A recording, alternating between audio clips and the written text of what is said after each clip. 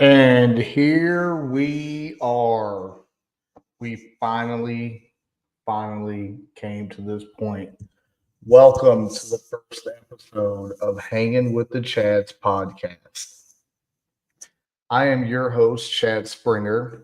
I am flying solo tonight as our other host, Chad Boudreaux, cannot be with us. So, with that being said, we're going to get right into it.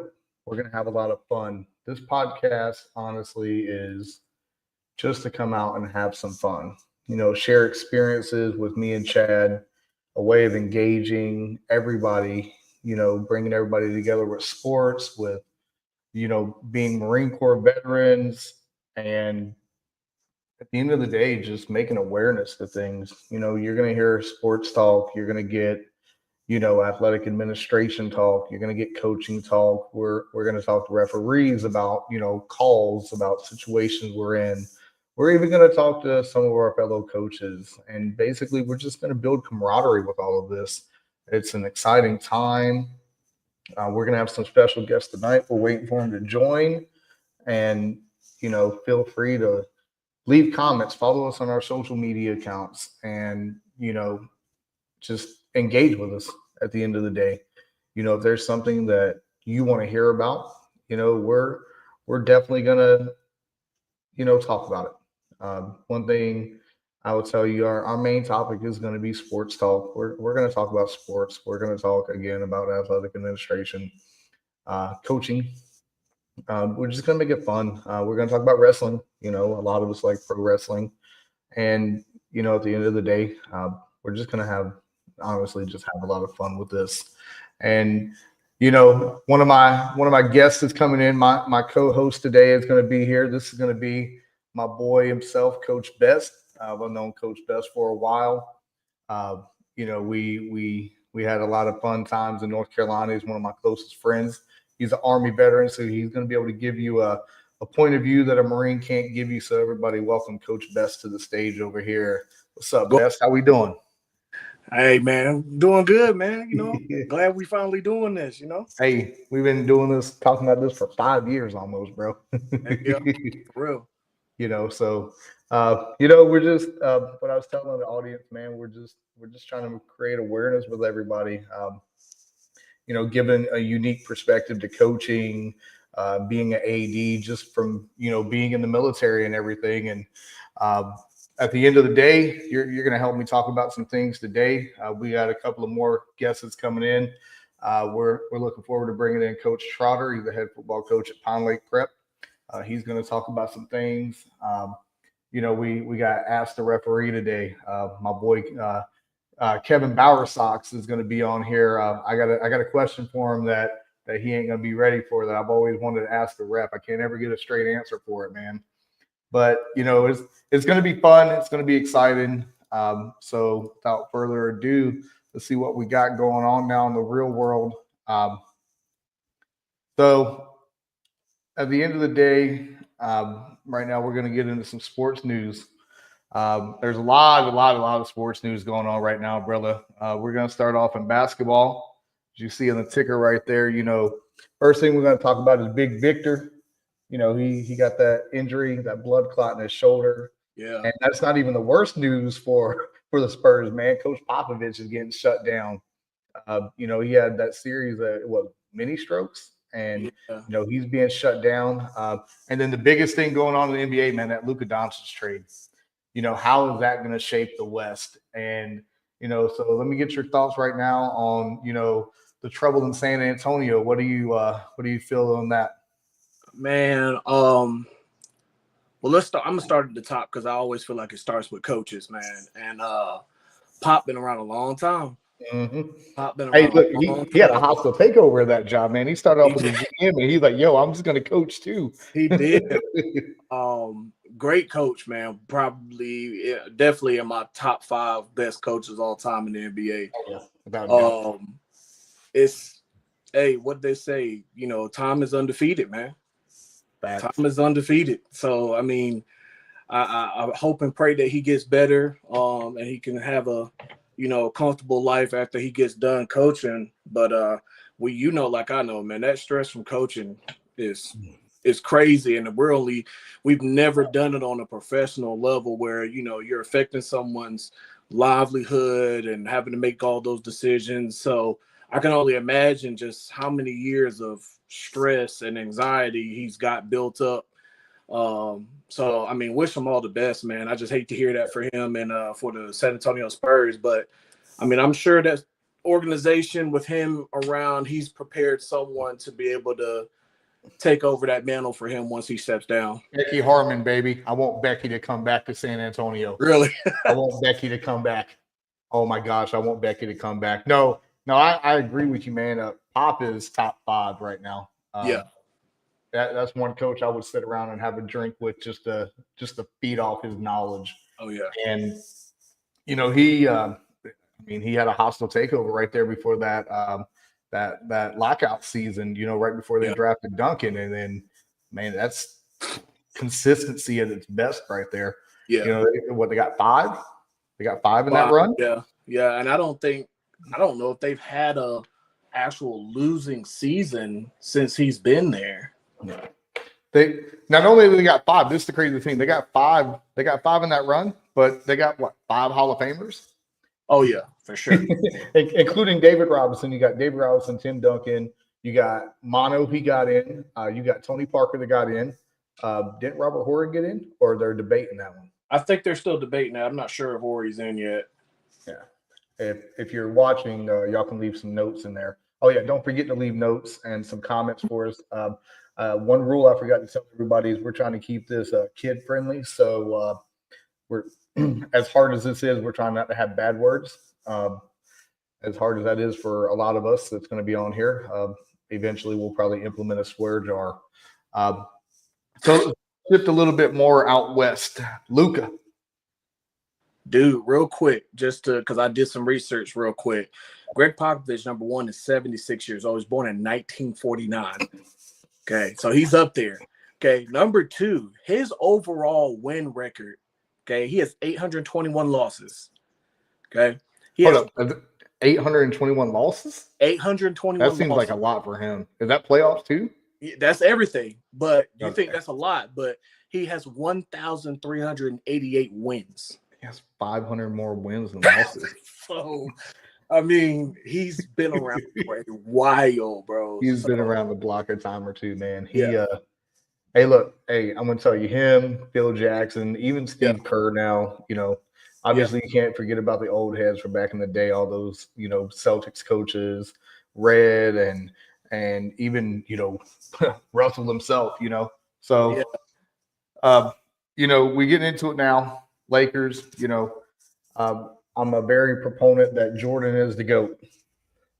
So with the Lakers getting that Luka Doncic trade now, I only got one negative thing to say about that whole entire trade.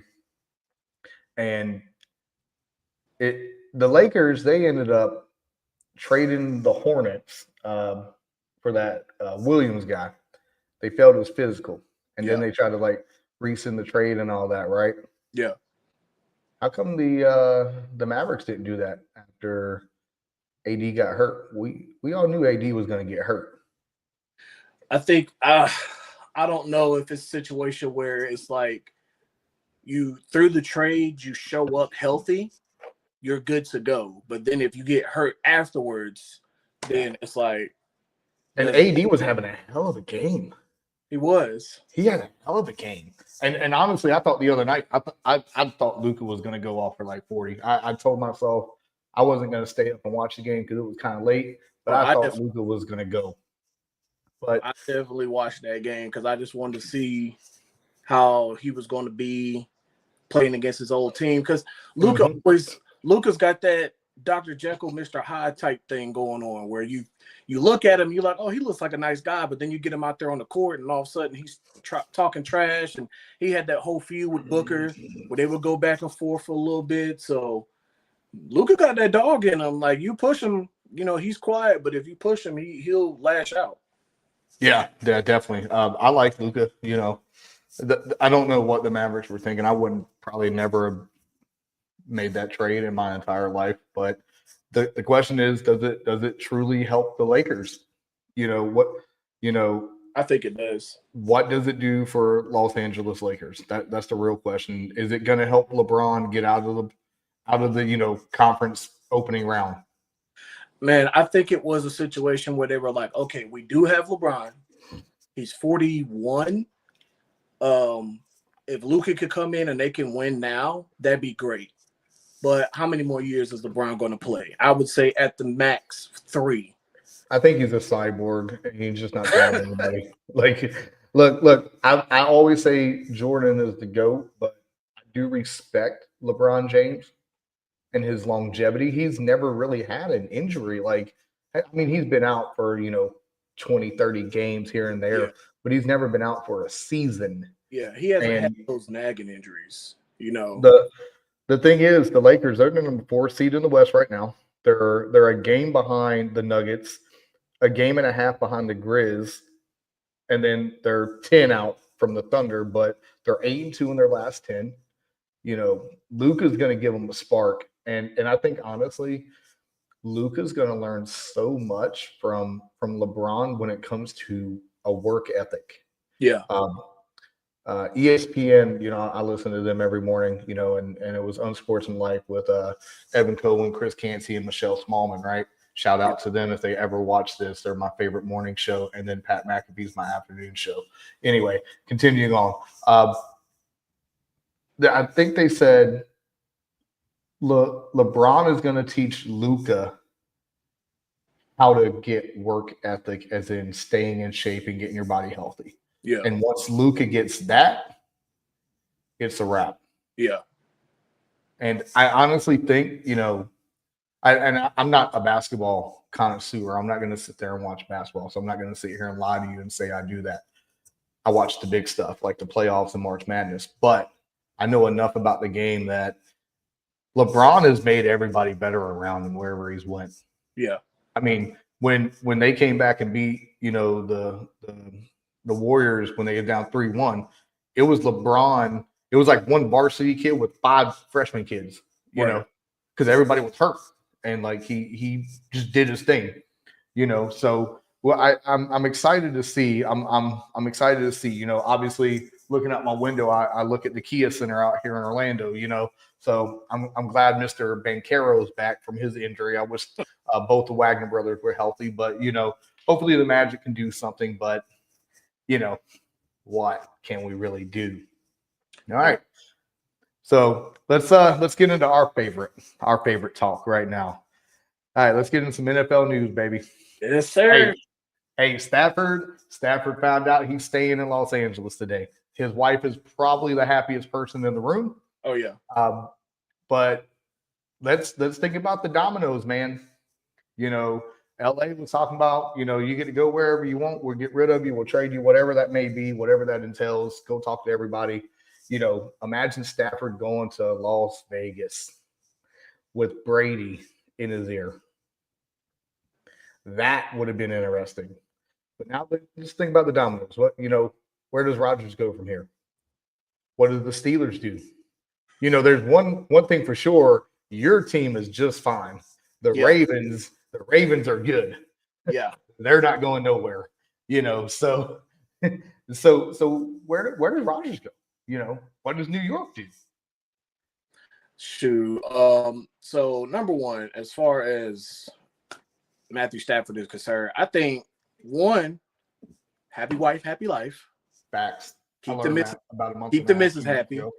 Number two, he probably had a real come to Jesus meet with himself. Like, how many more years of productive football am I going to play? And if I want to retire, do I want to retire in, I don't know, no knock to anybody's place where they stay, but do I want to retire in New York where it's cold in the wintertime? Do I want to retire in, what's another place people try to avoid? Minnesota, So he's like, I have a chance to stay with my team in LA. And if I do get to the point where I'm getting ready to retire, I'm in LA. So I think for him, that was probably the best move for him to stay in LA. If they said, hey, we need you to take this pay cut and you can stay here and you'll still be the starter. And we'll bring in a young guy behind you and let him learn from you. In about a year or two, he's gonna take over. And he's like, heck yeah, I'm gonna do that. I'm staying. Hey, honestly, you know who I think helped make a decision? Who's that? Childhood best friend Clayton Kershaw. Oh pitcher yeah, for the Dodgers. I think that's who helped make a decision too. Yeah. He's like, hey, bro, we can just stay out here and hang out like we did when we were kids. Exactly. You know, we both just got $100 million contracts. What else can we do? Right. You know, exactly. And I bet they probably still claim Texas taxes. I'm not gonna lie, I would too. Their home of residency. So, you know, think about somebody. Aaron Rodgers. You know, Aaron. Hey. Look, I don't know where he goes. Is he going to go to the Giants? Is he just going to stay right there? You know, honestly, I love Aaron Rodgers. I would never tell him to hang it up. It was a very unfortunate situation when he got hurt on that first, 2 plays of the season. Yeah. You know, but I think obviously coming back from Achilles, you're not going to be perfect anymore. Yeah. But I think that if he goes anywhere, I don't think he's going to be guaranteed a starter. I mean, if he goes to Pittsburgh, think about this. I know you hate the Steelers because your Ravens hate the Steelers, and you're. I respect the Steelers. I don't hate them. I dislike them because they're rivals, but I do respect them. I like their coach. Yes, everybody has to like Mike Tomlin, who, if you want to talk about longevity and winning record, he's never had a losing record. Yeah. Do you think Mike Tomlin's going to let Aaron Rodgers screw that up? I doubt it. You know, I think Rodgers needs to go inside of a dome. I think he needs to go. He needs to follow Brett Favre and go to Minnesota. Ooh. Darnold, look, Stafford stays. Darnold, he's not going back to New York for anything. No. That's what the Jets did to him. Yeah. Vegas is an option, baby. Yeah. Vegas is an option. So JJ McCarthy, he's coming off with severe knee injury. If Aaron can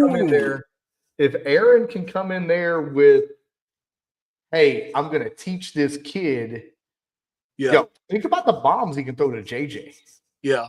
The other JJ, the good JJ. You know, that would be a good learning curve for Mr. McCarthy. Yeah. You know, but as Rodgers, obviously being 44 years old almost, he has to become a teacher more than he's going to be the guy. And it's going to be a situation where they have to tell him, hey, look, dude, you're coming in here until he's ready. You're the guy. But once he's ready, you're headset cap on the sideline teaching this guy. Yeah.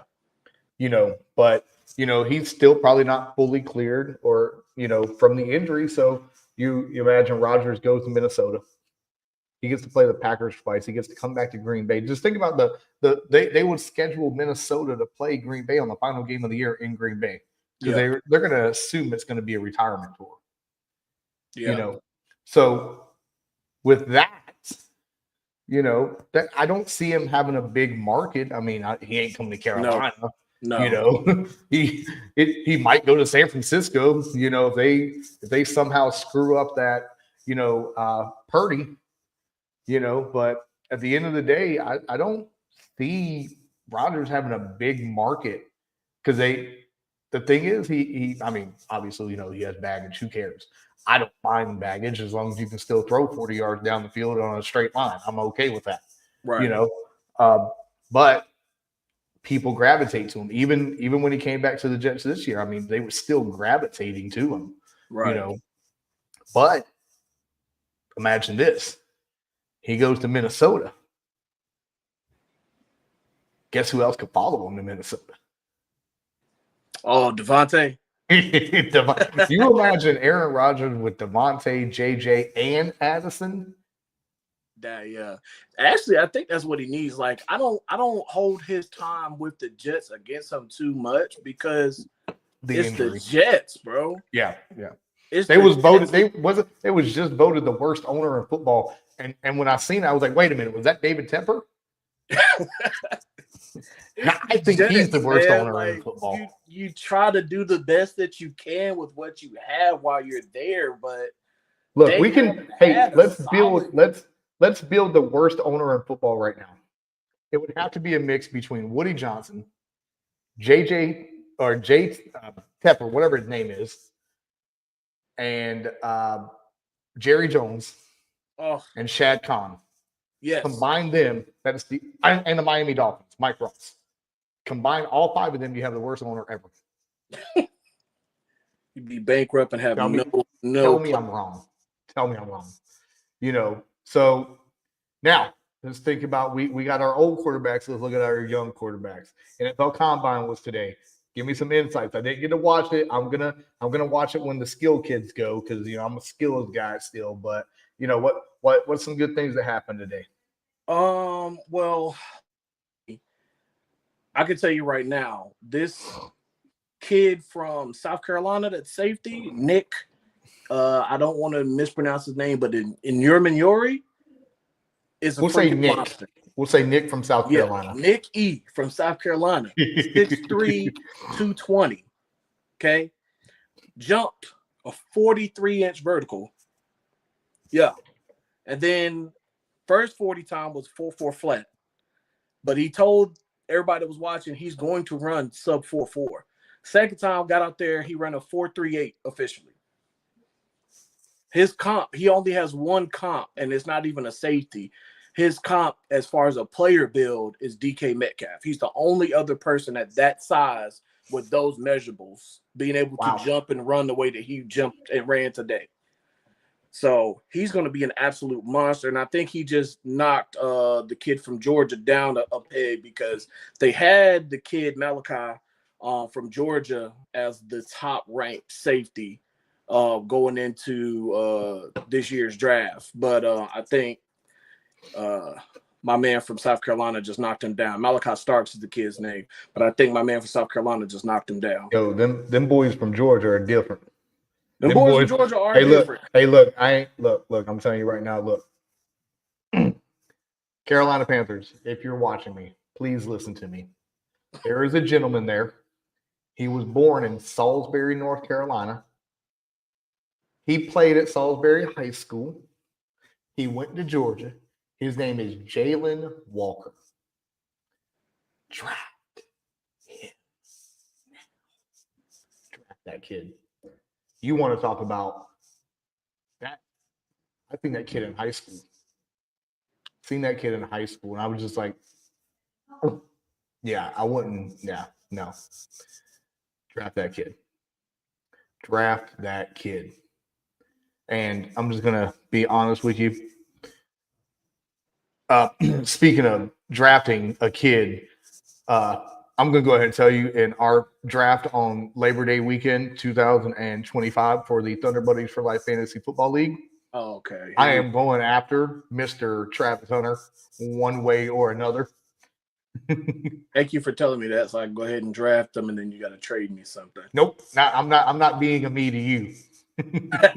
I'm not being a me to you, buddy. I'm not drafting and trading to get draft capital, okay? But no, look, in all seriousness, I love the NFL Combine.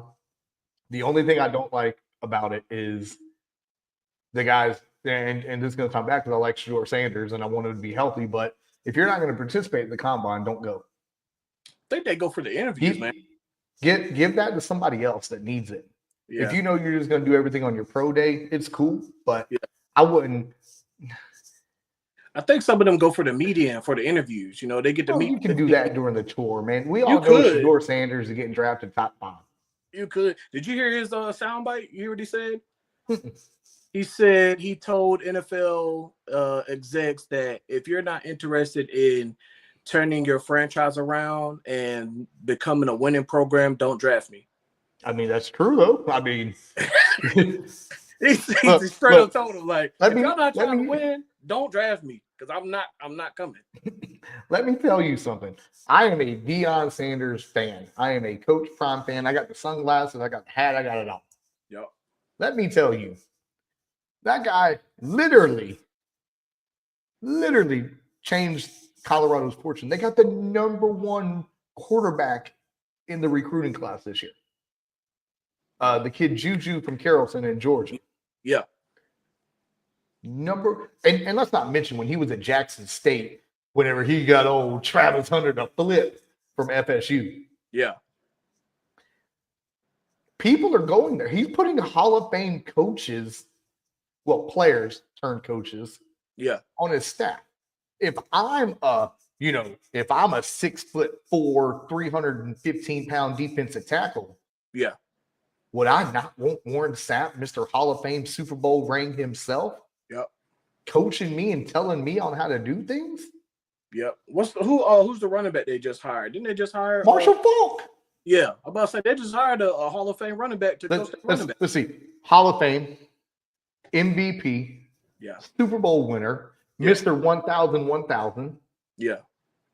Then my boy Chris McCaffrey did it.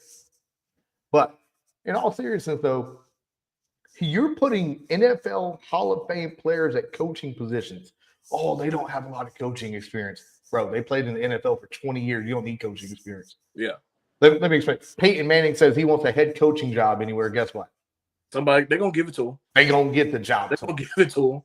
He's going to get the job. It's what you can do to prepare these, like he says, he's preparing these young men to play in the National Football League. Yeah. Now, who would you like to know how to play defensive back at, or coach you to be a defensive back player?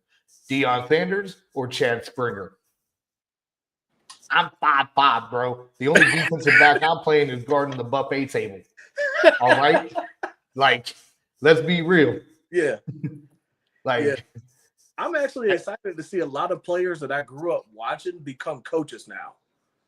Deshaun Jackson, he picked up that Delaware State, and then you got Michael Vick picked up Norfolk State. Hey, look, that right there, that is a money draw right there. Them Norfolk kids, Mike Vick knows them kids. Yeah. Watch him. He gonna make a splash right there. Yeah. I went to school down the road from them at Elizabeth City, so I already know how that school is. Mm-hmm. I'm waiting for my boy Ray Lewis to pick up a coaching job somewhere, man. Man, he gets paid too much to speak. He don't need to pick up no job. I know. He ain't got no time on his hands. It's like a dream of mine to have a son of mine to play for him. Hey, you got a better chance of Lamar Jackson being a coach right now, bro. you might as well just wait a few more years. You got a better chance of that, because I don't see Ray getting into coaching. I don't think he likes the spotlight too much. Dang.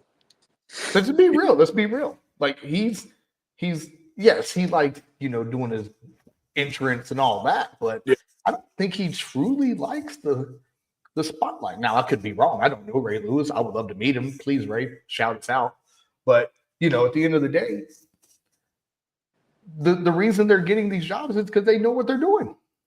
That's true. I was so mad the way who was it Bethune-Cookman, how they did Ed Reed?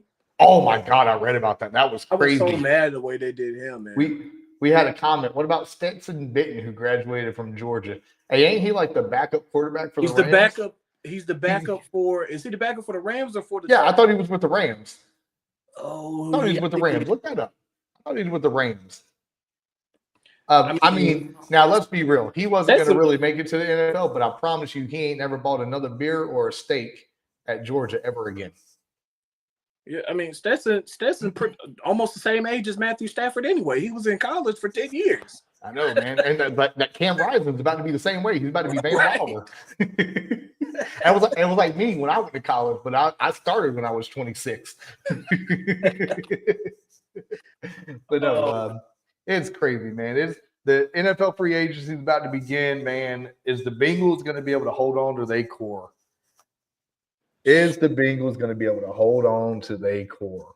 It's either hold on to your fancy toys and watch your quarterback get his chest stomped in every game, or let these guys go, get paid somewhere else, and shore up your offensive line, because that's really the problem with the Bengals right now, is the fact that you guys can't keep Joe Burrow upright. And you just saw what the Eagles did to Patrick Mahomes in the Super Bowl. That pass rush, these defensive linemen are getting more and more athletic, dude.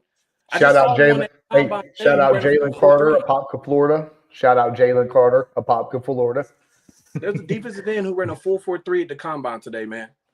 Come on now. Unless you are Lamar Jackson or Jaden Daniels, one Or of you those can- athletic guys, you're not getting away from them. Hey, you know who could get away from him? Who? Cam, my quarterback. He'll run right through him. I Cam wish will run right through him. was still playing, man, but that's Yeah, neither that's here my nor there. dude. Cam is my guy. So I think somehow the Bengals are going to get them all. They're going to do something to get all three of them to stay.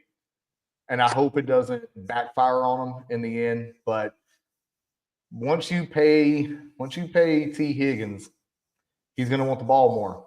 Yeah. Because if he doesn't get the ball more, they can say, "Oh, you're not living up to your contract. Goodbye." Because I can say right now, if you told me, "Hey, throw a ball to T. Higgins or Jamar Chase," I'm going Jamar Chase. Going Jamar Chase Every day of the week and twice on Sundays. I'm sorry, but I think this free agency is going to be interesting, especially with the quarterback movement. Yeah. You were talking with the quarterback movement. You were talking about Las Vegas. They got pick 6. They got them slotted, projected at least to draft Shador. Well, I've heard that they're going to go after the running back from Boise State, Ashton Jeanty. Yeah, picking a running back that high, I don't care. I mean, I picked a running back number 1 overall in fantasy football before, but cool deal, whatever. But at the end of the day, I think it's going to be very, very, very interesting. This is going to be a nice off season. I think there's going to be some surprises. Is the the Rams actually going to trade Cooper Kupp now that they're keeping Stafford? Bro, where does the great white hype Cooper Kupp go? And look, I'm getting so sick of all these fan-led Twitter pages because every time I get on there, or X as it's called now, every time I get on there, they're leaking us, the Ravens, to every possible free agent or trade scenario. They had us linked to Cooper Kupp, and I'm like, we don't need Cooper Kupp, if I'm being honest. From an offensive unless y'all are running a 2 tight end personnel, but we run 2 tight end personnel. We run Mark Andrews and Isaiah Likely. You already Mr. Toe slow. himself, Mr. Big Toe himself, baby. Right. So my thing is, if anything at the receiver position for us, we need a speedster. We need a Tyreek, somebody that can take the top off the defense, because we have so much other. Everybody's slow. What about Debo? He might be getting traded. I kind of hope Debo goes to Carolina. I hope he goes to Carolina too, because I hope he comes back home. Vertical threat. I hope he goes back home. I think he would be really good, especially with that Jalen Coker. Yeah, that the young cat, and then obviously Mr. Reliable himself, Adam Thielen. I hope if he does get traded, he goes to Charlotte. And see that. That's what Clowney did. Clowney went back, and he did pretty well there. He did. So we're gonna segue to your least favorite sport. What's that? We're gonna get into a little baseball news. Actually, ever since I had to coach it, I started to appreciate it a little bit more. It's just I had to reset my brain from thinking on a football level and just appreciate baseball for what it was. It was the same way with golf, because I didn't like golf to begin with, but once I started understanding, especially when you try to do it yourself and you realize, okay, this is actually a little bit more difficult than I thought, then you start appreciating it a little bit more. So the biggest thing is right now, obviously, spring training just began. Are the billionaire Dodgers going to repeat? Can they run it back? You got Shohei healthy. You signed the pitcher Roki.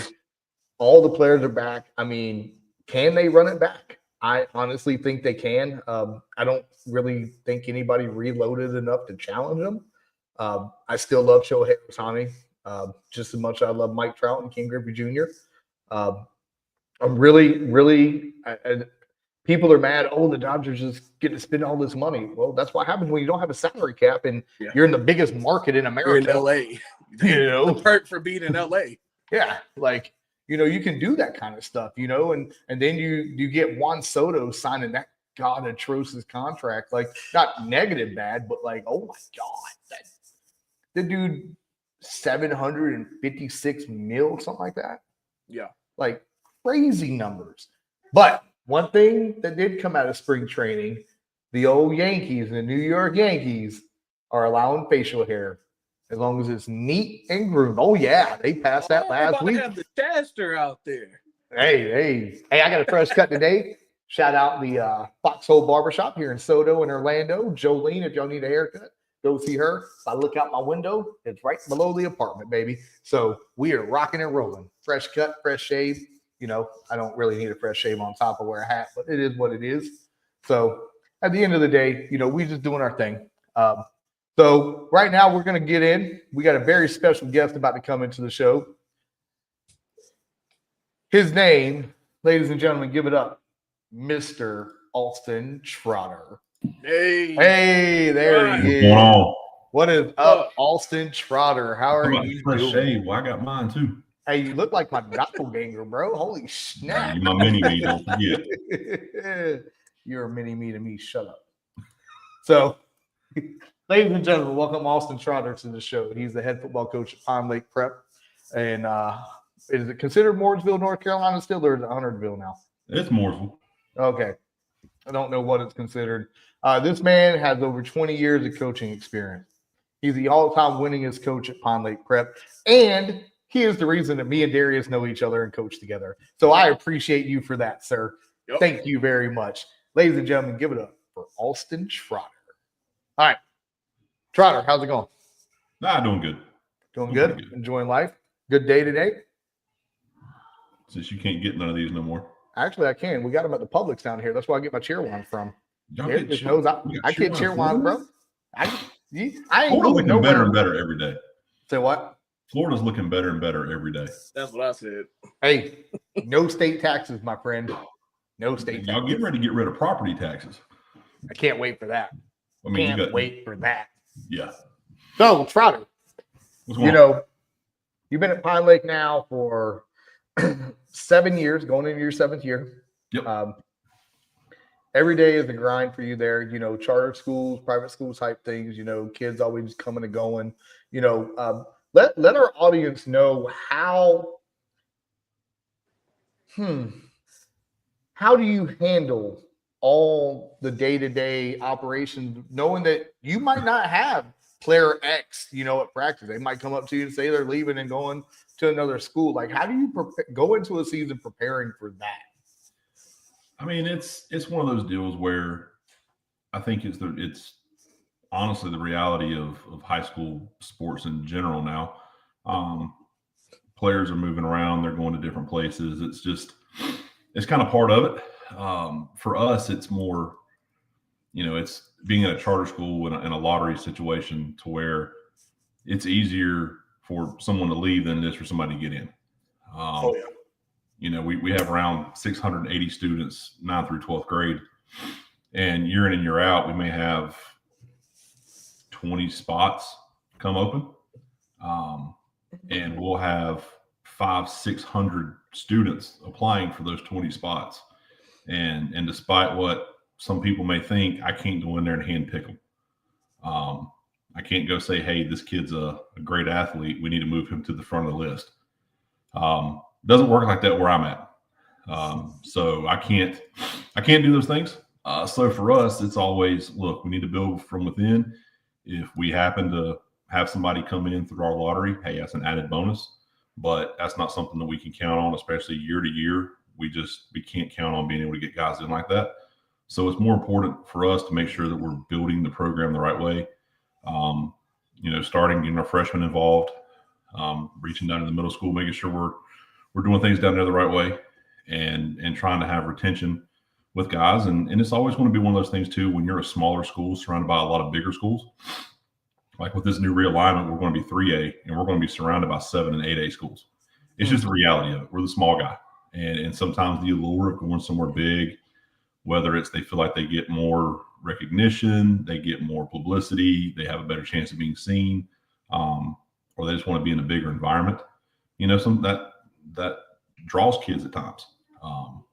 Whereas for us, you know, it's a community for where we're at. You know, a lot of these kids are in school starting in kindergarten, and they've been there all the way through, and then they've played with the same guys through 2 years of middle school and up through high school. So that's kind of how we have to build. And look, if guys choose that they want to go elsewhere, then that's just, hey, wish them luck. Hope you have the best. Hope you find what you're looking for. Next man up. Let's give somebody else an opportunity. All right.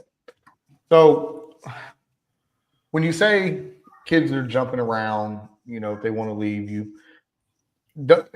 when you build a relationship with the kids, because that's all coaching is relationships, coming from a relationship standpoint, I mean, you're with these kids for 9-10 hours a day sometimes, so they became family. And I know it has to affect you mentally a little bit with that, because, for instance, you had a kid 6th, 7th, 8th, 9th, 10th, and then 11th grade, and then all of a sudden the summer of his senior year, he says he wants to leave. Like how does that go with and it affected like your relationship with that kid, that you've had all these years and you built that relationship with, it has to feel like losing a family member. I mean, there's times, obviously, some players, you just kind of develop closer relationships than with others. Mm-hmm. You try to be involved with all of them and try to learn, what they do outside of football and what's going on at home. And, they got a girlfriend or not, just try to be there for them for all that stuff. And again, naturally, some players are more open to it. Some aren't, and like one of the things that we do is we'll open up our house on Saturdays during the season. And it's just, at 1 o'clock usually. Hey guys, it's stop in whenever you want to. I'll have 3 TVs hooked up, have a TV on whatever the big game is, have another TV hooked up, playing college football, getting on sticks with the guys and playing and just trying to bond that way. Yeah, it's still football related, but we're not on the field doing stuff. So they kind of get to see me in a different environment around my family, around my kids. And that's kind of important for me to do that, because as much as we think that, some places kids have better home lives, it's not always the case. They may have 2 parents there, but it may be a dysfunctional relationship. So I want to be able to provide them with a model of what, we all have issues, but I feel like I have a good marriage and I have a good relationship with my kids. And I want them to be able to see what that looks like, as well. So if that's something that they're not used to seeing, then they're seeing another example of it. So over the years, those relationships do kind of, you get tight with those guys. And if somebody chooses to leave, it can hurt. It can affect you a little bit. And you kind of question, what did I do wrong? What did I do to cause them to want to leave? What could I have done differently? And then a lot of times it's not that. It's not that you did anything wrong or you should have done something differently. It's just the society that we're in now. People like to, if it's maybe a little bit harder here and it could be a little bit easier somewhere else, and let's go somewhere else. Maybe it's a little bit easier, or maybe I want to go. I got friends over here and I'd like to go play with them, or I played at a small school for 3 years and I want to go get the big school experience my senior year. We've had that happen before. So there's a lot of reasons why. Everybody kind of has their own reason for doing it. And, you kind of have to learn that it's just the business that we're in now, and try not to internalize it, try not to question yourself, and just say, hey, this was a decision they felt they needed to make for their betterment. And like I said, just wish them the best. And, that's it. Yeah, absolutely, man. That's why I tell everybody, coaching is, at every interview you get asked, well, what's your coaching philosophy? Real simple. X and O's mean absolutely nothing, so the kids know you care about them. Once the kids know you care about them, and I learned that from the great Rydell Cowan. He said, they don't care until they know you care. And, that stuck with me, so you're right, man. The kids, they become family, and it's probably, I can imagine the amount of sleep you probably lost because kids are wanting to, over the years, bounce or go whatever. And, but you've done an outstanding job.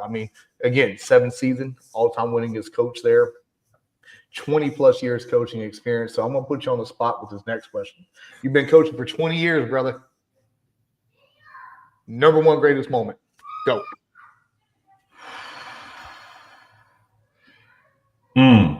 There's so many ways I could go with this. Don't Tim Cornette it. No, there is. There's watching those kids who as freshmen, you're like, man, I maybe need to cut this kid because he's not big enough to protect himself. And then watching that kid develop over the years, or watching a kid that was a knucklehead and didn't really have a lot of respect for authority and kind of butted against you. And next thing you know, that kid's going to a military academy. I think I know which kid they were talking about. Yeah, I think you know exactly what I'm talking about. But it's like I said, there's a lot of ways to answer that question, but I'll say it from just an athletic, like a competition standpoint. Throughout all of my high school playing days and all of my coaching time, I had never won a playoff game until the COVID spring season. Mhm. And, we were undefeated going into the playoffs and a 17-point underdog at home in the first round of the playoffs. Yep, I remember that. And it was a back and forth, awesome game. The playoffs had gotten cut. They'd cut the number of teams in half. So really it was like a later round game. I mean, it was two very, very good teams matched up against each other. And the team that we ended up beating on a kind of a last couple minute, it's 2nd and 9. We're on our 11. And I'm like, you know what? Hey, let's go for it. And we took a little play action shot and hit a deep crosser. And the crazy thing was, like, the quarterback had come to us because the school that he was at had brought, let's just say the word, had recruited a kid in to replace him. We can't say the R word on this. Hey, look, you know what you get with me. So, they had brought somebody else in, and this kid was like, so he ended up leaving, and we got lucky to get him in the lottery. I think a lot of that had to do with the fact that COVID and people were just unsure, so nobody wanted to move, so there weren't as many applications that year. Mm-hmm. We're lucky to get him in. So you got a kid who had never started until his senior year, and the kid he throws the ball to had never played football until his senior year. He was a basketball kid, and it was only his second game starting because he couldn't play football because of basketball season. We couldn't have him playing two sports at the same time because of cross contamination. Yeah, and then that was a rough year. Break for 2 weeks. So he's playing in like his second game, and the kid ends up catching this pass and goes 93 yards for a touchdown, and we end up beating a team that the next 2 years in a row won a state championship. So for me, it was my first playoff win as a player or a coach. It was the first playoff win for anybody in our program that was playing at that time. So It was just a great experience all around, and it was a special season. But there's been a lot of moments throughout the years. I mean, it's just that's one that is always going to stick out because it was that very first one that we got. And that was a special season for me and Darius too. You went undefeated. We went winless. we had 5 schools in one for the whole entire school district, and we couldn't figure it out. I don't know. That was rough. I mean, I love the kids, but we wasn't playing with the cream of the crop. We wasn't. They actually named us the composite team. We didn't even get a team name. You get a name.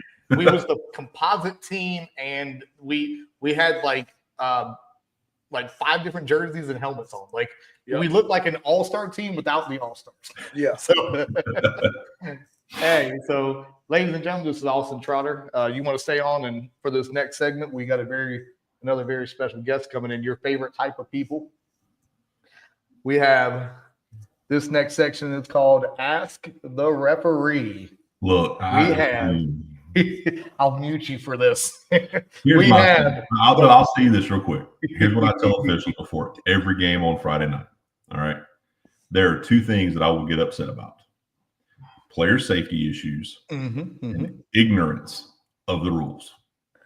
Right? Like you're going to miss a call. I'm going to miss it. I'm going to see something you don't see. You're going to see something I don't see. Those things happen. I may holler and yell for a minute or 2 to make the people in the crowd behind me happy, that it makes it look like I'm trying to do something. But really, those things don't. It's just part of it. Okay. But when you ignore player safety issues, players taking cheap shots, dirty shots, anything like that, or you just straight up don't know the rules, that's when I have an issue, because I'm like, look, there's some professionalism involved, and knowing what you're doing should be number one. Right. So that's my take on officials. They have a hard job. They can't see everything. Everybody expects them to see everything. You talk about coaches don't get paid enough. Officials don't get paid near enough, especially for everything they get put through. But this gentleman I'm going to introduce y'all to. This gentleman I'm going to introduce y'all to, probably one of my biggest supporters here in Central Florida. He gives me the most encouraging feedback. He's one heck of a referee in football and basketball. he doesn't really mess up his calls that often. And when he does, he says, "Okay, my bad." He's been a referee for flag football, tackle football, basketball. He did flag football at the Pro Bowl games. Ladies and gentlemen, this is the great, amazing Mr. Kevin Bowersox. Kevin, can you hear me? He's not looking at me. He's not looking. Can you hear me? We got to. Why can't I hear you? Can you hear me now? We have a technical What's wrong with difficulty. my? It's the first show. Of course, we're going to have difficulties. I cannot hear you, dude. You cannot hear me. So You can hear me, right? yeah, we can hear you loud and clear. So I'm going to put a question on the ticker. And today's Ask the Referee question is. Can you hear me? Yes, I can hear you. Okay, you can hear me. I can't hear you. So I'm going to go ahead and answer your question regarding on the extra point or field goal when the knee is down by the holder. They can't get up and throw the ball. It's dead if they go to get up and throw it. So he's got to keep his knee off the ground, but he is allowed to have his knee on the ground on that particular play because there's a rules exception that allows for that. Okay. So any other play on the field, when they put their knee down on the ground, obviously it's down and we kill the play. However, on that particular play that we're talking about, he can get up one time to grab a bad snap and go back down. If he tries to get up again or he pitches it from his knee, then the play is dead. Very well. Hey, I got my answer finally. That was a good answer. I enjoyed it. Here, hold on one second. I don't know why I can't hear you. I apologize for that part. No worries. We got you covered.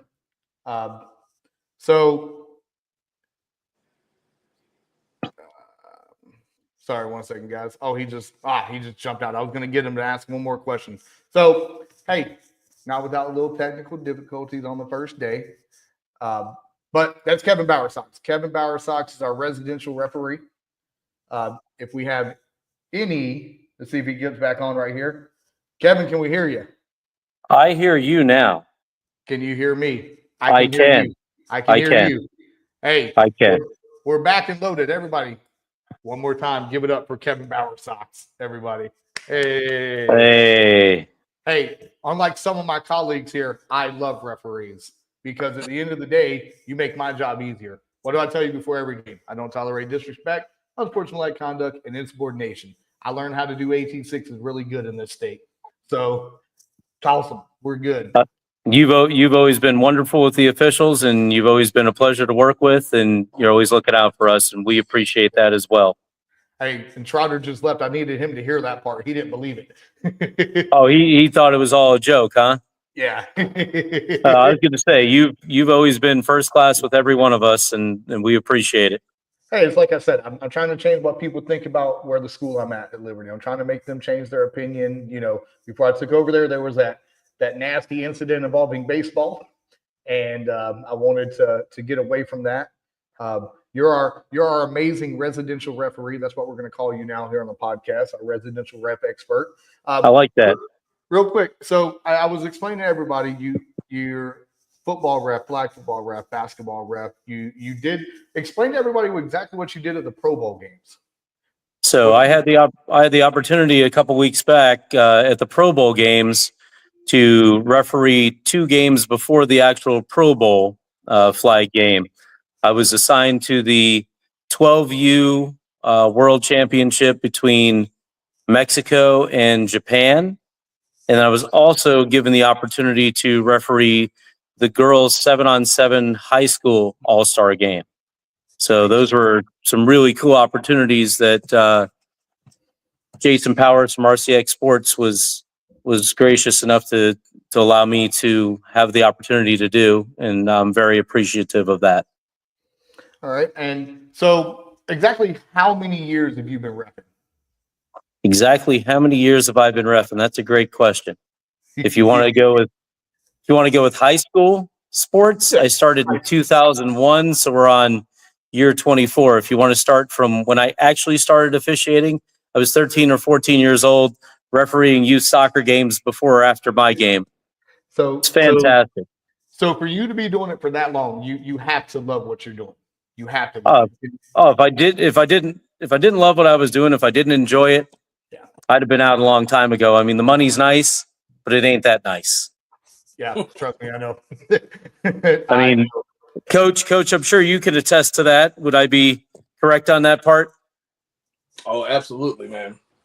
Absolutely. This is you don't do it for the money, I can tell you that. No. Not at this level. Right. When you start adding it up, if I'm correct, when you start adding it up and you realize it's pennies on the dollar, you're like, oh my gosh, I can't believe it. Yeah. You obviously love the game, you love the sport, you love the kids, I would assume. Absolutely, man. Honestly, it's mainly more the kids than anything. Just loving football or loving whatever sport it is that you coach, I don't feel like it's enough. I think that loving the ability to work with people is probably the biggest thing that keeps people involved in whatever sport or organization they're a part of. I would have to agree with you on that, because it's the same from the referee's perspective. At the end of the day, we have to love dealing with people.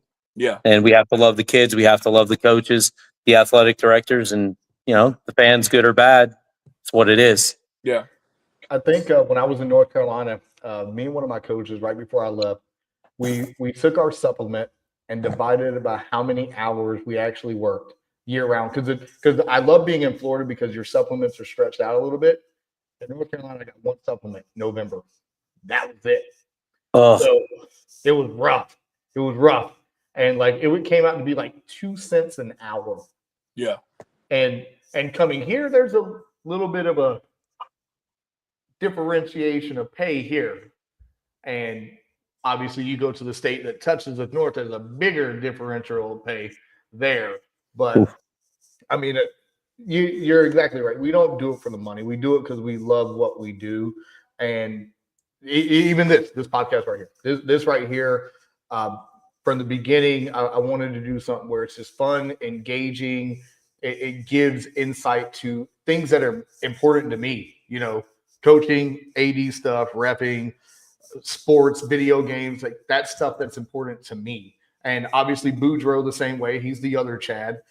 He just couldn't be here tonight. So it's things that are important to us, and it's just getting it out there. And I love having, the referees out here to answer questions. I love when people are like, oh, hey, ask them this. And that's what we eventually want to get to and build that relationship, build a camaraderie. And I mean, we're not doing anything else because we love doing this. I mean, it's 7, 8 o'clock at night on a Friday night. And, we're getting ready for a very busy weekend here in the Springer household. We're taking the dog to the dog park, and we're going to just let him run all day tomorrow. He's big. Boy's got big. He's up to over 40 pounds right now, and he thinks he is the king of the house.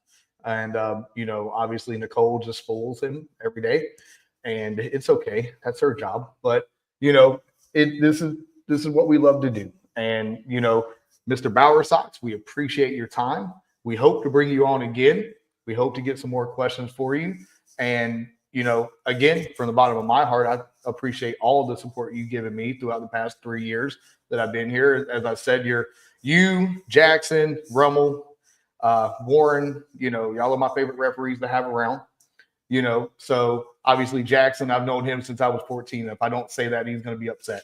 So that's correct. You better recognize, or he's going to tell you that. Hey, shout out Stripe Life. That's all I'm saying. Shout out Stripe Life. Oh, Stripe Life, man. That's where it's at. We've got a we got to get a couple good videos on there. We got to get a collab one day with them. I was going to say he's definitely down with it because he's put me in on that one too. I was a guest. I appeared at the Tampa Nationals for that one for little action there. So. But Mr. Bowersox, we appreciate your time. Thanks for everything you do. Thank you for teaching our athletes the right way to do things on the field. Always thank you for being the constant professional you are at all the events that I have, and appreciate everything you do for us in the athletic world here in Florida, man. You're the GOAT. That's all I'm going to say. Hey, I appreciate you, man. You know what? Everything you do for us, I appreciate it. And thank you for having me. Thank you for the opportunity to share with you guys and and be involved. All right. Appreciate you, brother. Likewise. Have a wonderful All right. day. Good night, fellas. Good night. See ya. Thank you. Later. Ladies and gentlemen, that was the one and only Mr. Kevin Bowersock. Hey, look, that dude is really a G, though. I love that guy. Like, ultimate professional. He can teach a professionalism class for referees any day of the week around me. So, how you feeling, brother? So far, so good. How we doing so far? Doing pretty good, man. I'm glancing over here at as they're wrapping up the combine, the tight ends were going, and I just realized that Jason Taylor's son is going to be in the draft this year. He's a tight end, though, from LSU. I was hoping Trotter would have stayed on for this one. So their next segment is called Would You Rather? All right. We have a question that we're going to ask. Would you rather? And the question of the day is this. Drum roll, please. Would you rather win a championship as a player or a coach? And you can't give me the cop-out Steve Kerr answer. Both. You got to pick one or the other, my friend. Man, I think that winning as a coach. Ooh, do tell. I feel like winning it as a player, even if you're the captain of the team, you're still a soldier in that company. Oh, God, you got military on us there. I see what you did. But as the coach, you're the freaking general. Like, yeah, you're leading. everything That's for sure. goes based off of you. And honestly, the reason I got into coaching is it's surprising because, again, you always think of, football players or jocks and all their big meatheads. But honestly, I got into coaching because of the chess match that goes on between you and the other coach. You're trying to figure out how to counter what he's wanting to do and how to have a counter for anything that he's trying to stop you from doing. So the mental part of coaching is really like what gives me that rush, what gives me the satisfaction. So knowing that, as a championship coach that I bested another person, and knowing all the early mornings and late nights and tears and sweat and all the pep talks you had to give this kid when he wanted to quit, and mom you had to talk to because she couldn't figure out what to do with her kid and stuff like that. You see all that come together once you get to that top of that mountain for that championship, and it's like it was all worth it. We just talked about how the pay is never comparable to how much work and effort you put in. Mm-hmm. So that's really what it's about, is just like being able to get to that top of that mountain for that championship, man. It's like all of that meant something. And not saying that's the end all be all, like that should be the only goal. But at the end of the day, if you're a coach or a player in a sport, you're competitive. You want to win. Nobody likes losing. So absolutely. And I couldn't have said it better myself. I think winning it as a coach is far more than anything else because it's simple. Think about the Philadelphia Eagles this year. They just won the Super Bowl. yeah. Think about what happened around week 3. That whole turmoil came out. Yeah. Nick Sirianni this and AJ Brown that and Yeah. Jalen Hurts this. Yo, he shut all that noise up. Yeah. Nick Sirianni's never going to hear about being fired unless they Doug Peterson him. Yeah. Winning a championship as a coach is probably way more meaningful than as a player. Yeah. Because the players ain't there without the coach. And you could say vice versa, but let's be honest. A coach is the guy, he's dictating which way you're going. Yeah. If that coach can't make those adjustments at halftime, the third quarter, the fourth quarter, he's not going to be able to be successful. You're not going to win a championship. Yeah. If a coach isn't committed more than the players. Like, this is what I tell everybody. I'm an AD, but I was a coach. What did I say as an assistant coach to my head coach? My job is to make your life easier. Right. So the players obviously are going to make the coach's life easier as long as they buy in, but they have to buy in. You have to buy into that. If you can't go in there and create, and I hate saying create a culture, but if you can't create a culture, especially if we're just talking about high school, yeah, how they can jump around, go anywhere they want. If you can't create a culture, nobody's going to be there. Yeah. And you can't get the kids to buy in. You can't get the kids to show up to weights. Like, all that's important. If you're not there, how the heck do you expect your kids to be there? Right. If you're not out there in the sun with them, grinding with them, how do you expect your kids to? Yep. You know, how do you expect your kids to want to believe in you? And I can tell you right now, I've been around some great coaches. I learned a lot from every coach I've ever worked for, but I tell you right now, in a very biased opinion, no offense, Trotter, I know you're listening, Scott Miller.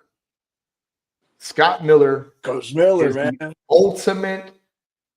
He could literally chew you out. Chew you out. And then he'll hug you right after that, and the kid just run through the brick wall. That is the ultimate motivator. Yeah. Like, that guy taught me a lot about being a coach. Because when I first started coaching, I didn't know a dang thing about coaching. Didn't know nothing. I just thought cussing was cussing. Literally. I thought that's all what coaching was. It was coaching. Literally. I thought that. Boy, was I wrong. I didn't know a damn thing about watching film. I had Johnny Manziel hours my first year coaching. Guaranteed, bro. Guaranteed. I had Johnny Manziel hours. I didn't know nothing. I didn't know my butthole from my elbow, as they say. I was like, hey, let me put on this pullover. Let me put on this visor, and let's walk out there and do our thing. I thought we was coaching. Scott Miller, Rydell Cowan, all that coaching staff, Devin Radcliffe, all of them took me under their wing. They taught me how to be a coach, about the caring about the kids, loving the kids, being there and grinding with the kids. It's a grind, especially, you know, in Florida. It's a bigger grind. I mean, we get a full contact spring football game. Jeez.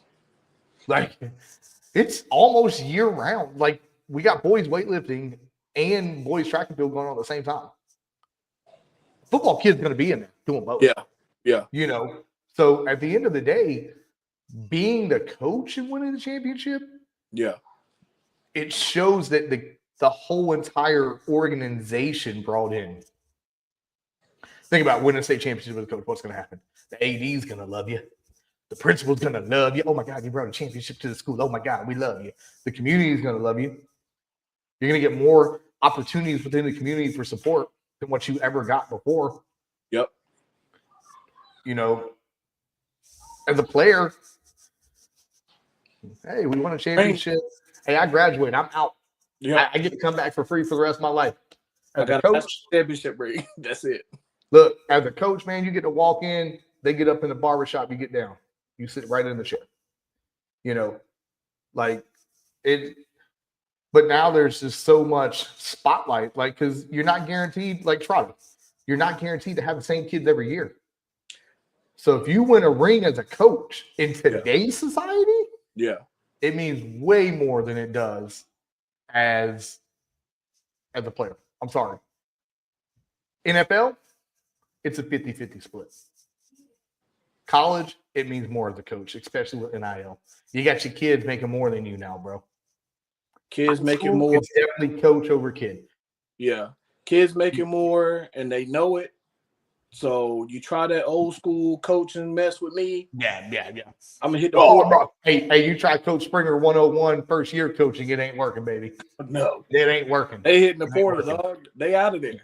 Hey, they just train. Hey, they heard me say I was gonna do it. They transferred already. They gone. They out. Peace. Like they can't handle that stuff nowadays, man. No. But it's the society we live in. And my thing is, you gotta wonder. It's like with that mentality, how many programs are actually successful if those are the type of kids that you're bringing in? You know what I'm saying? As soon as you hit a little bit of adversity, oh, I'm out.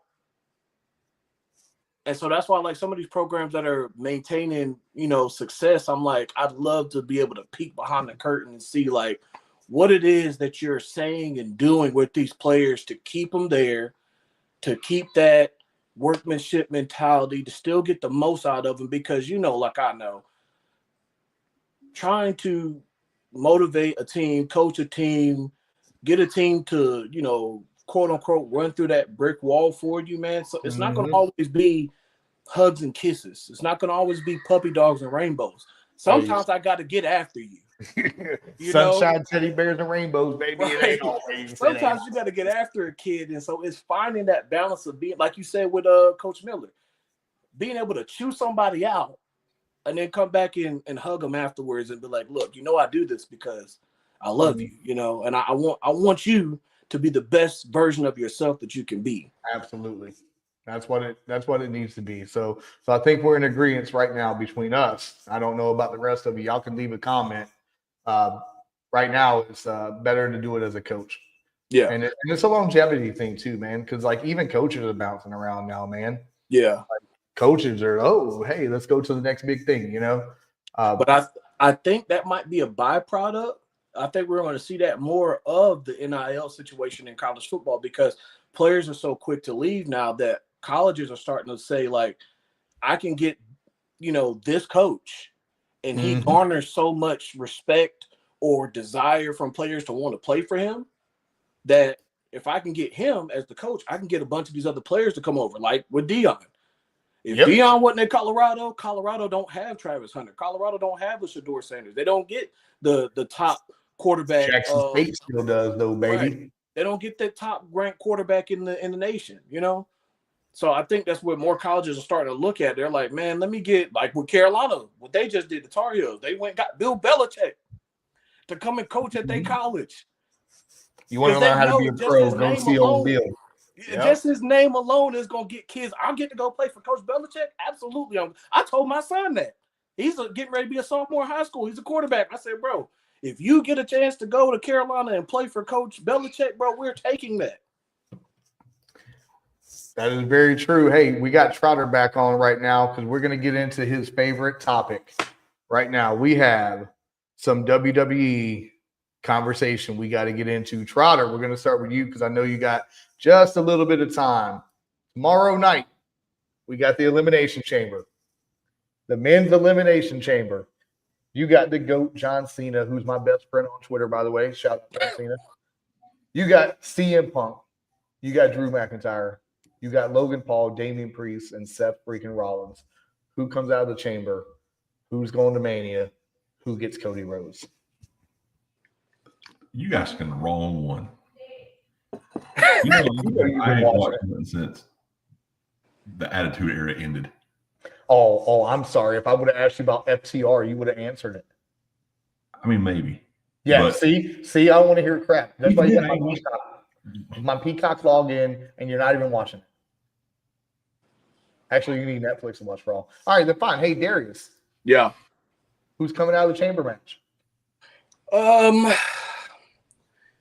Well, I think right now who's probably got the most momentum is probably going to be Seth. Nope. I think it's going to be Seth. I think John Cena's just there because they always got to bring in the old guy to bring in the more views. They bring in the old veteran.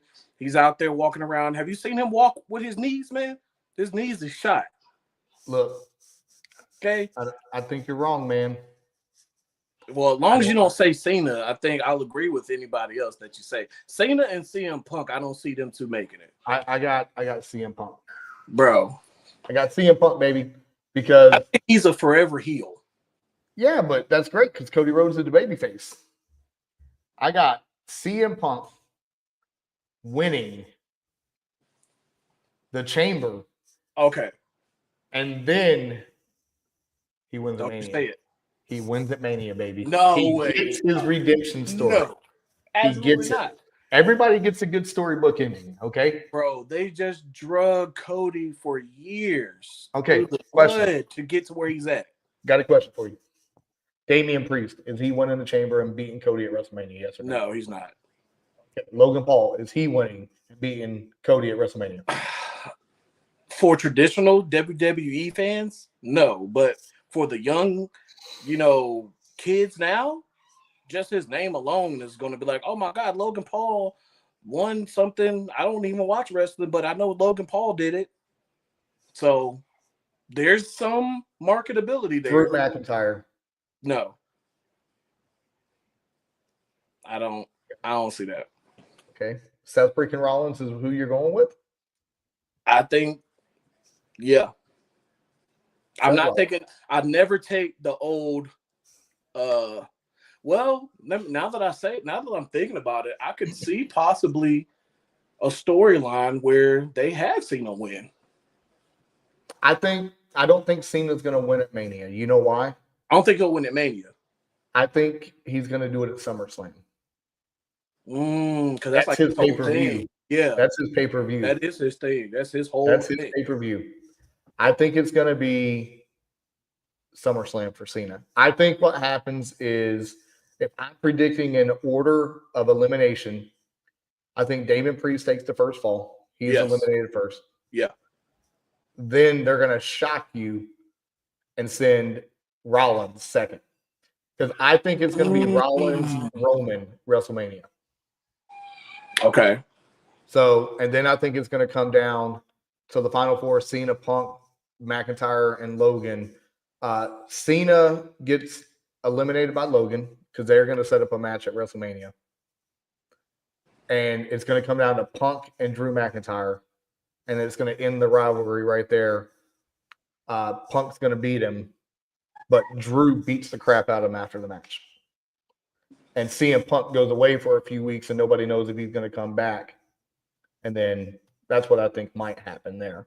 But I think it's going to be exciting to see. I don't really have the only way I would not be satisfied is, no offense, if Logan Paul or Damian Priest won. I wouldn't be satisfied.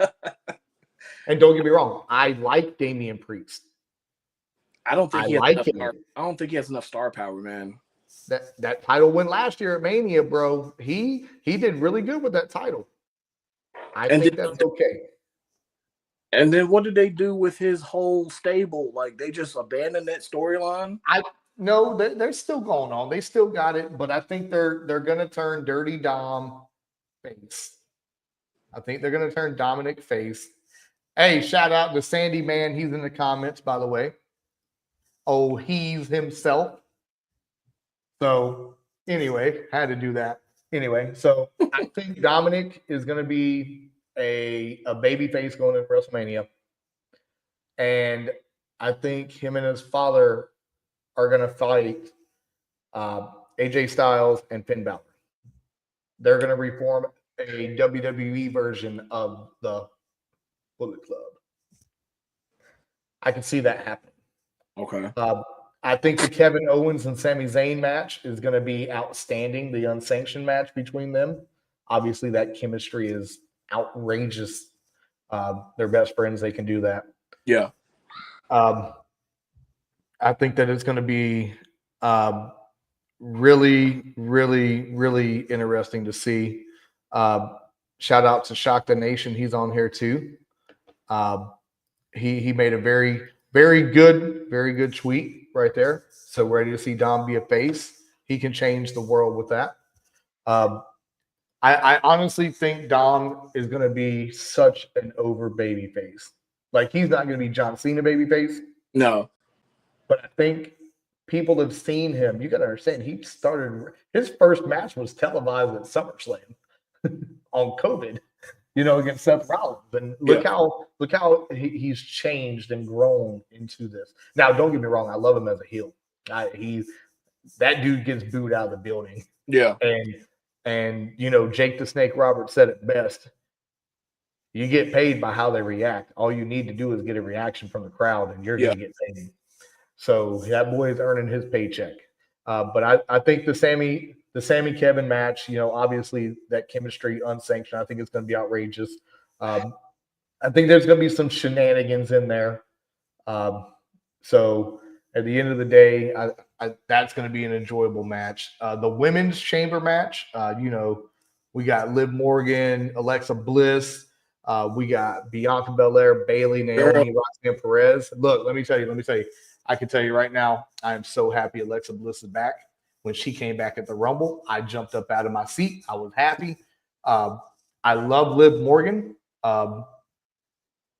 I think the winner of this match, it's going to shock you, but it's going to be Roxanne Perez.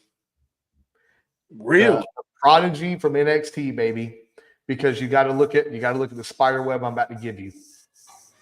Bianca and Naomi, somehow they're going to be too concerned on Liv Morgan, and they're going to get distracted. Yeah. Somehow the Raquel Rodriguez is going to get involved and help her out there.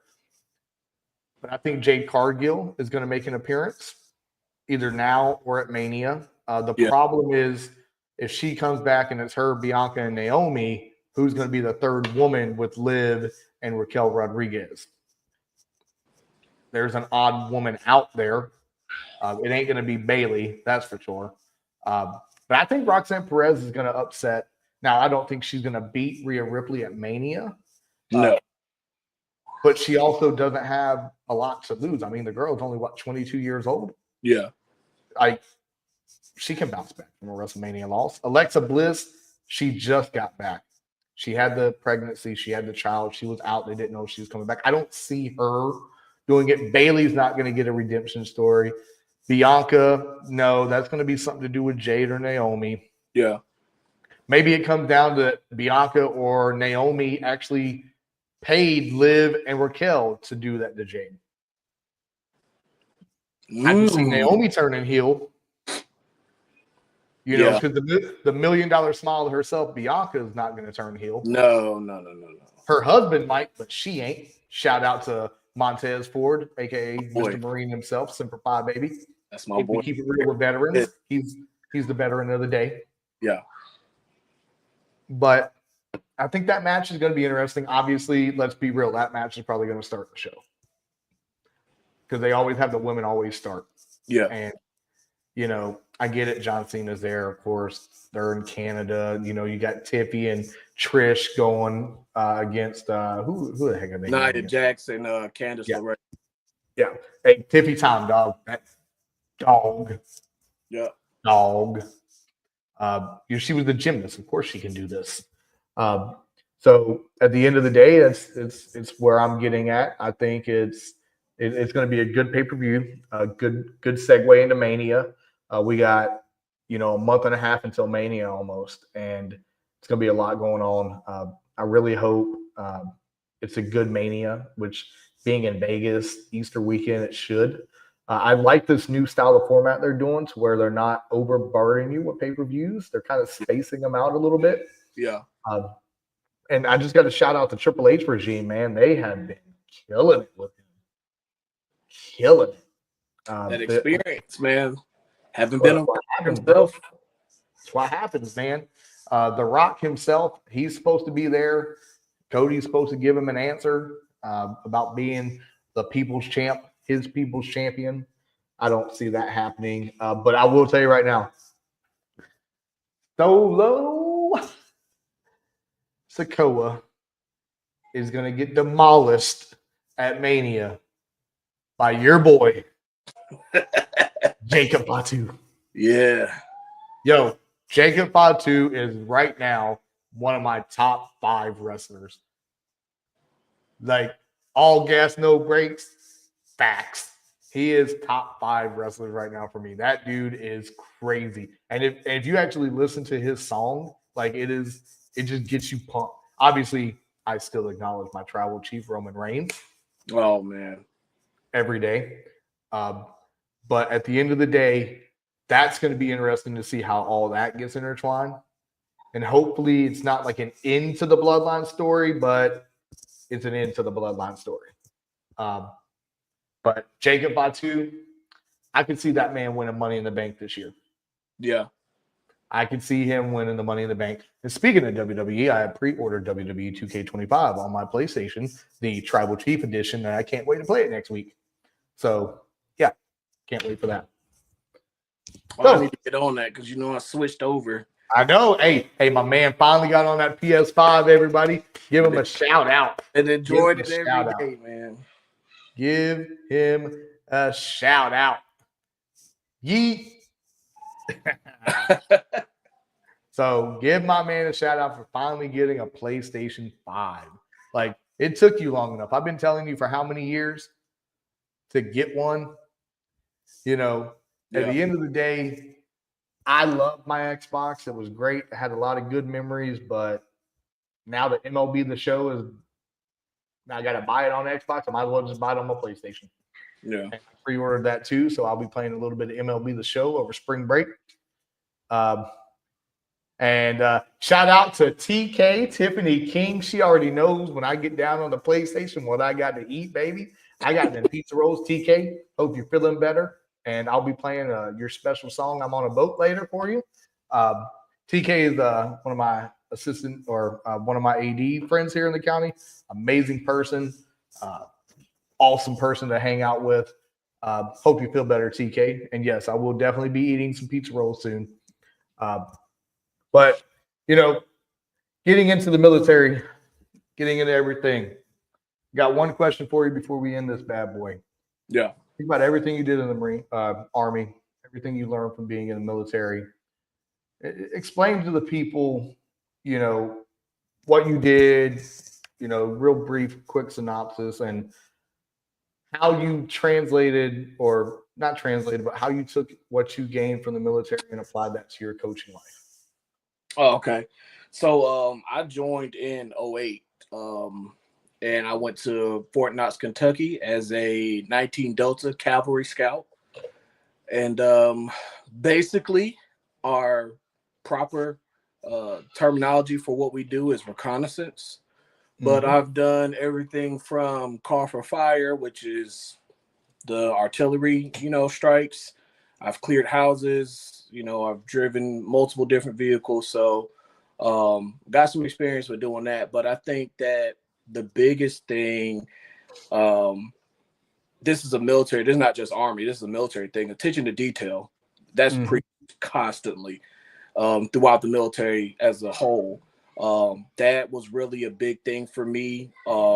Sometimes it can get to a point where it's like where you got other people around you that won't do that, and you're kind of like your wheels are spinning because you're like, dude, it's simple if you just do this, this, and this. But attention to detail.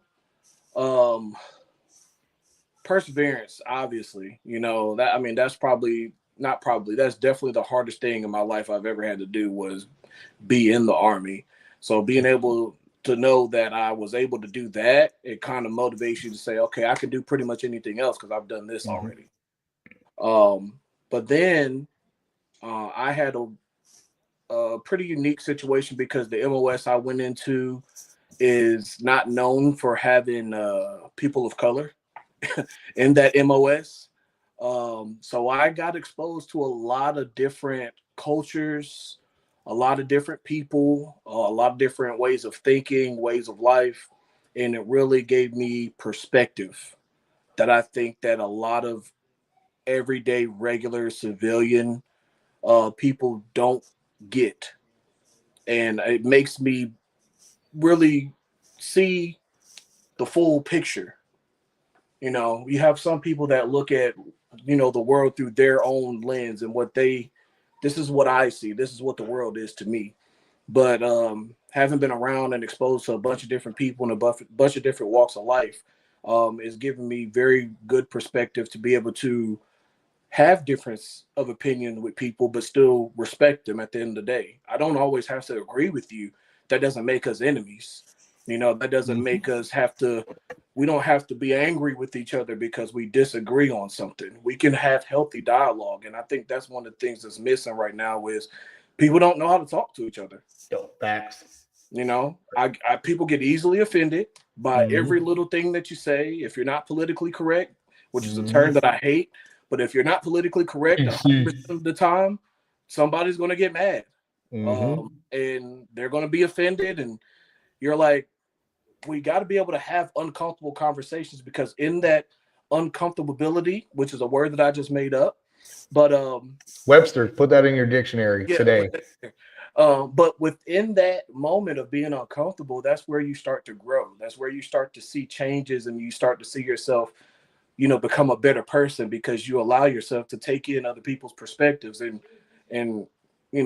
be empathetic, towards what other people may be going through or what they've experienced. So I think that's the biggest thing. Yeah, I agree with everything you said. I tell people all the time, the military shaped me into the man I am today. I was going nowhere fast. And if it was honestly, I almost had to pay $1 to the swear charges now. If it wasn't for the military, I'd be living a different lifestyle right now. I wouldn't be able to do this. And, being through the things that I had to endure as a child, as a young adult, seeing the things I had to see, and, which is basically why we have this right now. It's to open up and explain, this, everybody needs coping mechanisms. This is the way we cope right here. You might as well just bring it to the table. But, seeing the things and dealing with all the crap I had to deal with, man, like, Marine Corps shaped me. It made me who I am. And am I a butthole? Yeah, we know that. Can I be a sarcastic person? Absolutely. We know that. But one thing you're always going to get is, which side of the road you stand on with me. And I don't mind having some tough dialogue, and I respect everybody's opinion and the things they do.